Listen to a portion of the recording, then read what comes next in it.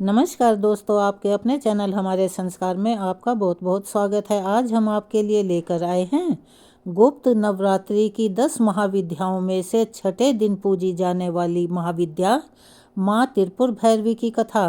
लेकिन उससे पहले अगर आप हमारे चैनल पर नए हैं और अभी तक चैनल को सब्सक्राइब नहीं किया है तो आप सभी से निवेदन है, प्लीज़ हमारे चैनल को सब्सक्राइब करें, वीडियो को लाइक करें, ज़्यादा से ज़्यादा शेयर करें ताकि इस कथा के श्रवण का लाभ और लोगों को भी मिल सके। बेल आइकन को दबाना ना भूलें, जिससे कि हमारी आगे आने वाली हर वीडियो की जानकारी आपको नोटिफिकेशन के जरिए मिल जाया करे। कमेंट्स बॉक्स में जय माता दी, हर हर महादेव लिखना ना भूलें। उसके साथ साथ अपनी राय भी लिखा कीजिए। आपके ये छोटे छोटे से प्रयास हमारे लिए काफ़ी मददगार साबित होते हैं। आपको बहुत कम समय लगता है। आज हम आपको सुनाने जा रहे हैं माँ त्रिपुर भैरवी की कथा। जैसा कि हमने अपनी पहली वीडियो में बताया था कि आज पंचमी और षष्ठी तिथि दोनों एक ही दिन है। तो पंचमी तिथि वाली कथा आप सुन चुके होंगे, जो कि माँ छिन्नमस्ता की है। अब हम आपको सुनाने जा रहे हैं छठी महाविद्या माँ त्रिपुर भैरवी की कथा। त्रिपुर शब्द का अर्थ होता है तीन लोक, यानी स्वर्ग, पृथ्वी और पाताल। और भैरवी शब्द का अर्थ होता है भय का विनाश करने वाली। और इसीलिए देवी त्रिपुर भैरवी त्रिलोक में भय और पाप के विनाश हेतु प्रकट हुई है। भैरवी शब्द 3 अक्षरों से मिलकर बना है। पहला भय यानी रक्षण, दूसरा रय या रमना अर्थात रचना, तीसरा वी वमनापुरम विनाश विध्वंस और मृत्यु के स्वामी महेश्वर के त्रिपुरारी रूप की शक्ति हैं। विनाशक प्रवृत्ति से युक्त देवी पूर्ण ज्ञानमयी हैं। कहीं भी अगर विध्वंस काल प्रकट होता है, तमस गुण प्रदात्री देवी अपने भयंकर उग्र रूप में महेश्वर के साथ उपस्थित रहती हैं। इनकी उपासना से सभी बंधन दूर हो जाते हैं। यह उपासना भव बंधन मोचन कहलाती हैं। श्री दुर्गा सप्तशती के अनुसार त्रिपुर भैरवी के उग्र स्वरूप की कांति हजारों उगते हुए सूर्य के समान है। दिगंबरा देवी श्यामल वर्ण की हैं, 3 खुले हुए नेत्रों से युक्त हैं और मस्तक पर अर्धचंद्र धारण करती हैं। रुद्राक्ष, सर्पों और नरमुंड की माला धारण किए हुए हैं। इनके लंबे काले और घने बाल हैं। 4 भुजाओं से युक्त देवी अपनी दाहिनी भुजा में खटक और नरमुंड से निर्मित खप्पर धारण करती हैं और बाईं भुजा में अभय तथा वर मुद्रा प्रदर्शित करती हैं। देवी का मुखमंडल अत्यधिक डरावना है। देवी का प्राकट्य मृत देह से है और इन्हीं की शक्ति मृत देह को पंच तत्व में विलीन करती है। इसीलिए यह दाह संस्कार की अग्नि है। सौम्य रूप में त्रिपुर भैरवी लाल वस्त्र और गले में मुंडमाला धारण किए हैं। समस्त देह पर रक्त चंदन का लेपन है। अपनी दाई भुजा में जपमाला और पुस्तक धारण किए रहती हैं। बाईं भुजा से वर तथा अभय मुद्रा प्रदर्शित करती हैं और कमल के आसन पर विराजमान हैं। इन्होंने ही 18 भुजा युक्त दुर्गा रूप में उत्तम मधु का पान कर महिषासुर नामक दैत्य का वध किया था। नारद 5 रात्र के अनुसार एक समय में महाकाली के मन में पुनः गौर वर्ण प्राप्त करने का विचार आया, जिस पर देवी अंतर ध्यान हो गई। महादेव जब देवी काली को अपने समक्ष नहीं पाते तो व्याकुल होकर देव ऋषि नारद से देवी के विषय में पूछने लगे। तब नारद जी ने उन्हें देवी का बोध करवाकर उनके प्राकट्य को सुमेरु के उत्तर में होना बताया। तब महादेव जी की आज्ञा अनुसार नारद जी देवी को खोजने के लिए निकले। नारद जी सुमेरु के उत्तर में पहुंचकर देवी से महादेव के साथ विवाह करने का प्रस्ताव रखते हैं। इस प्रस्ताव पर देवी कृतकृत्य होकर देह से षोडशी विग्रह प्रकट करती हैं। इसीलिए महाकाली के छाया विग्रह से ही त्रिपुर भैरवी का प्राकट्य होता है। शास्त्र रुद्रामल तंत्र के अनुसार सभी 10 महाविद्या शिव जी की शक्तियाँ हैं और देवी भागवत के अनुसार छठी महाविद्या त्रिपुर भैरवी ही महाकाली का उग्र रूप हैं। इनके कई भेद इस प्रकार हैं: त्रिपुर भैरवी चैतन्य सिद्ध भुवनेश्वरी, संपदा प्रद कमलेश्वरी, कलेश्वरी, कामेश्वरी, नित्या, रुद्र, भद्र, टकटाक भैरवी अर्थ अन्वय की देवी हैं। महाविद्या त्रिपुर भैरवी की पूजा करने के लिए घर की दक्षिण दिशा अति उत्तम मानी जाती है। उसी दिशा में लाल वस्त्र बिछाकर उसके ऊपर उड़द की ढेरी और फिर तांबे का कलश रखें। कलश में जल, दूध, काले तिल, सिक्का डालें। कलश के मुख पर आम या अशोक के पत्ते रखें। उस पर नारियल रखकर त्रिपुर भैरवी कलश स्थापित करें।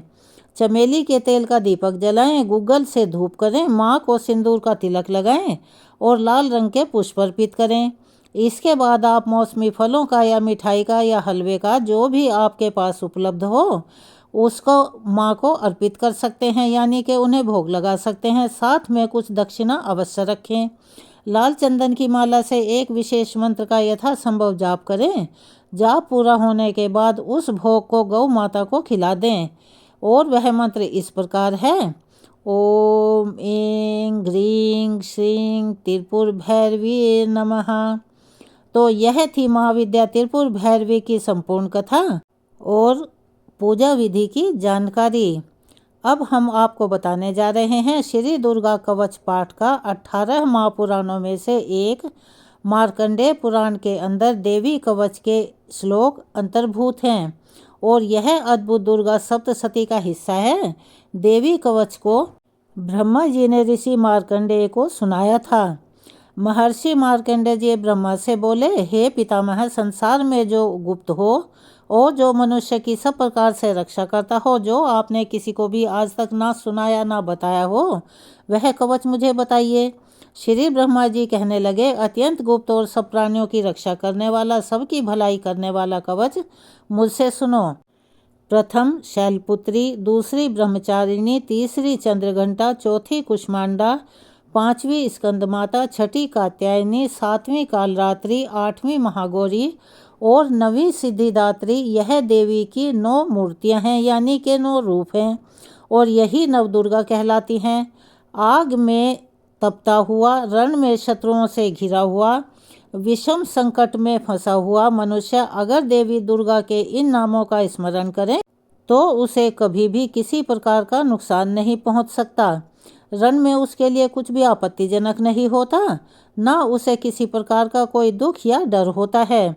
हे देवी, जिसने श्रद्धापूर्वक तुम्हारा स्मरण किया है उसकी वृद्धि होती है और जो तुम्हारा चिंतन करते हैं उनकी तुमने निसंदेह रक्षा करने वाली हो।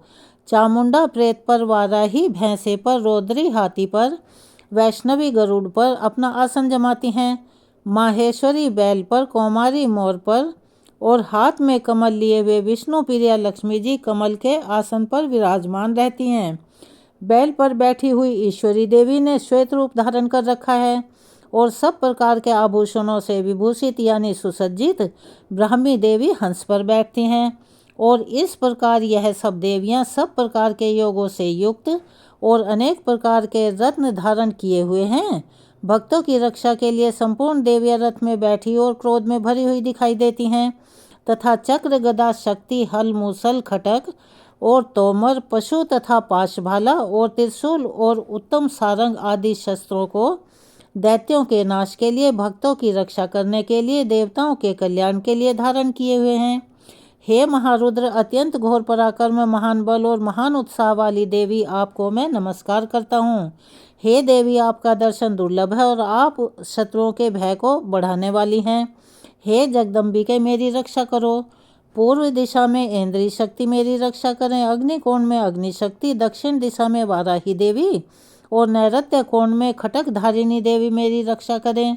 पश्चिम दिशा में वारुणी, वायु कोण में मृगवाहिनी, उत्तर दिशा में कौमारी और ईशान कोण में शूल धारिणी देवी मेरी रक्षा करें। ब्रह्माणी ऊपर की ओर से मेरी रक्षा करें, वैष्णवी देवी नीचे की ओर से मेरी रक्षा करें और इसी प्रकार शव पर बैठी चामुंडा देवी 10 दिशाओं से मेरी रक्षा करें।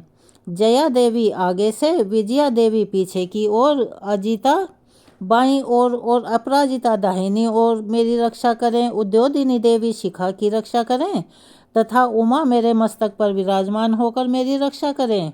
इसी प्रकार ललाट की मालाधरी देवी रक्षा करें और यशस्विनी देवी मेरी भौं की रक्षा करें।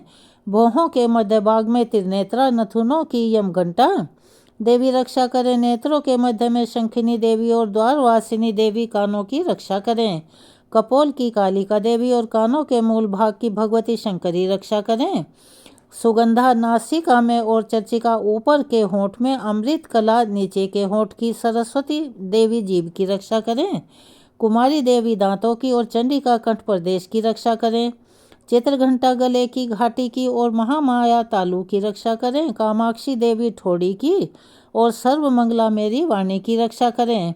भद्रकाली गर्दन की और धनुर्धरी पीठ के मेरुदंड की रक्षा करें। कंठ के बाहरी भाग की नीलग्रीवा और कंठ की नली की नलकुबरी रक्षा करें। दोनों कंधों की खटक और वज्रधारणी मेरी दोनों बाहों की रक्षा करें। दोनों हाथों की दंडनीय रक्षा की अंबिका देवी करें। शूले शाबरी देवी संपूर्ण नखों की। कुलेश्वरी देवी मेरी कुक्षी की रक्षा करें। महादेवी दोनों स्तनों की और शोक विनाशिनी देवी मेरे मन की रक्षा करें। ललिता देवी हृदय की और शूल धारणी उदर की रक्षा करें। कामनी देवी नाभि की। गुहेश्वरी गुही भाग की। पूतना और कामिका लिंग की और महेश वाहिनी गुदा की रक्षा करें। संपूर्ण कामनाओं को पूर्ण करने वाली महाबला देवी दोनों जंघाओं की रक्षा करें। विद्यावासिनी दोनों घुटनों की और तेजस्विनी देवी दोनों पांवों के पृष्ठभाग की। श्रीधरी पांवों की उंगलियों की। तलवासिनी तालु की। दृष्टा कराली देवी नखों की। उधर्व केशनी केशों की। बागेश्वरी वाणी की रक्षा करें। रोमा वालियों के छिद्रों की कोबरी और त्वचा की बागेश्वरी देवी रक्षा करें। पार्वती देवी रक्तमज्जा वसा मांस हड्डी की रक्षा करें। आंतों की कालरात्रि देवी पित्त की मुकुट शाबरी देवी पद्मावती कमल कोश की चूड़ामणि कफ की रक्षा करें। ज्वालामुखी नसों के जल की रक्षा करें। अभेद्य देवी शरीर के सब जोड़ों की रक्षा करें। ब्राह्मणी मेरे वीर्य की। छत्र शाबरी देवी छाया की और धर्म धारणी देवी मेरे अहम मन और बुद्धि की रक्षा करें। प्राण अपान व्यान उदान और समान की वज्रहस्ता देवी रक्षा करें। कल्याण शोभना मेरे प्राणों की रक्षा करें। रस रूप गंध शब्द और स्पर्श इन विषयों का अनुभव करते समय योगिनी देवी मेरी रक्षा करें तथा सत्व गुण रजोगुण और तमोगुण की रक्षा नारायणी देवी करें। आयु की रक्षा वाराही देवी करें। वैष्णवी धर्म की तथा चक्रनी देवी मेरे यश कीर्ति लक्ष्मी धन और विद्या की रक्षा करें। इंद्राणी मेरे शरीर की रक्षा करें। हे चंडिके आप मेरे पशुओं की रक्षा करें। महालक्ष्मी मेरे पुत्रों की रक्षा करें और भैरवी मेरी पत्नी की रक्षा करें। राजा के दरबार में महालक्ष्मी तथा सब और व्याप्त रहने वाली विजया देवी चारों ओर से मेरी रक्षा करे। जो स्थान रक्षा से रहित हो और कवच में रह गया हो उसकी पापों का नाश करने वाली जयंती देवी रक्षा करें। अपना शुभ चाहने वाले मनुष्यों को बिना कवच के एक पल भी कहीं भी नहीं जाना चाहिए, क्योंकि कवच रखने वाला मनुष्य जहाँ भी जाता है वहाँ उसे अवश्य धन लाभ होता है और वह सफलता प्राप्त करता है। वह जिस भी अभीष्ट यानी मनचाही वस्तु की इच्छा रखता हो वह उसको इसी कवच के प्रभाव से अवश्य मिलती है और वह इसी संसार में महाऐश्वर्य को प्राप्त होता है। कवचधारी मनुष्य निर्भय रहता है और वह तीनों लोकों में माननीय होता है। देवी का यह कवच देवताओं के लिए भी अति दुर्लभ है। जो प्रतिदिन नियम पूर्वक तीनों संध्याओं के समय श्रद्धा और भक्ति के साथ इसका पाठ करता है उसे दैवीय शक्ति प्राप्त होती है, अर्थात वह तीनों लोकों को जीत सकता है और अकाल मृत्यु से रहित होकर 100 वर्षों तक जीवित रहता है।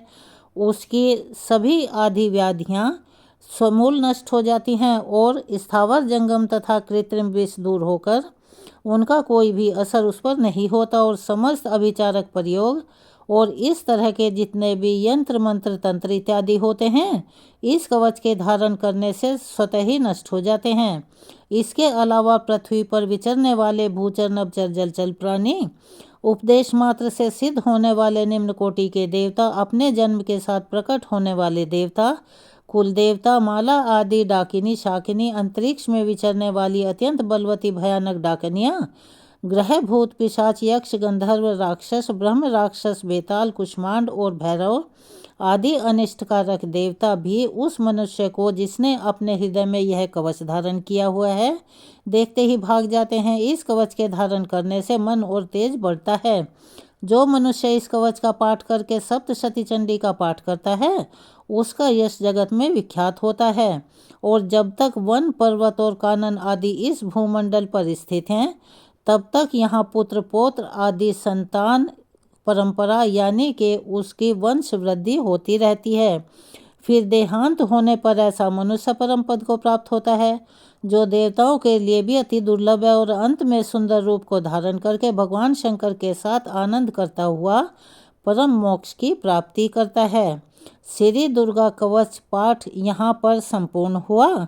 चलिए एक बार मेरे साथ प्यार से बोलिए, जय माता दी।